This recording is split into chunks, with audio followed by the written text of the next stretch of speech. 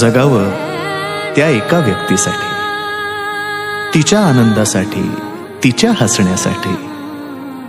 ती वेगळी असते प्रत्येकासाठी. तिच्या सोबतच्या नात्याचं नाव असतं वेगळं प्रत्येकासाठी.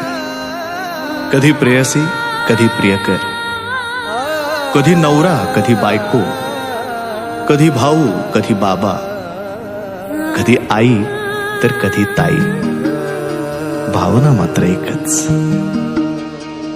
कधी हसणार आहे, कधी रडणार आहे, कधी हसणार आहे, कधी रडणार आहे.